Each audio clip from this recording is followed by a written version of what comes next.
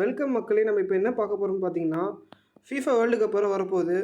இப்போ அது இன்னும் 20ஆம் தேதி ஆரம்பிக்க போகுது.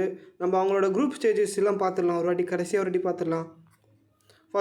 அப்புறமா ப்ரெடிக்ஷன்லாம் பார்க்கலாம். யார் வந்து எந்தெந்த குரூப்பில் எந்தெந்த டீம்லாம் செலக்ட் ஆவாங்கன்னு. ஒரு குரூப்லேருந்து 2 டீம் தான் செலக்ட் ஆவாங்க. ஃபஸ்ட்டு குரூப் ஏல பார்த்துடலாம். குரூப் ஏல எனக்கு தெரிஞ்சு ஃபஸ்ட் ப்ளேஸில் நெதர்லாண்டும், செகண்ட் ப்ளேஸில் செனிகலுமா குவாலிஃபை ஆவாங்கன்னு நினைக்கிறேன்.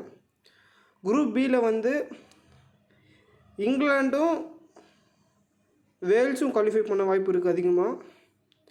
குரூப் சியில் அர்ஜென்டினாவும் மெக்சிகோவும் வாய்ப்பு அதிகமாக இருக்குது. குரூப் டியில் வந்து ஃப்ரான்ஸும் டென்மார்க்குக்கும் வாய்ப்பு அதிகமாக இருக்குது. குரூப் இயில் வந்து ஸ்பெயினுக்கும் ஜெர்மனிக்கும் வாய்ப்பு அதிகமாக இருக்குது. குரூப் எஃப்க்கு வந்து பெல்ஜியமுக்கும் கொரேஷியாவுக்கும் வாய்ப்பு அதிகமாக இருக்குது.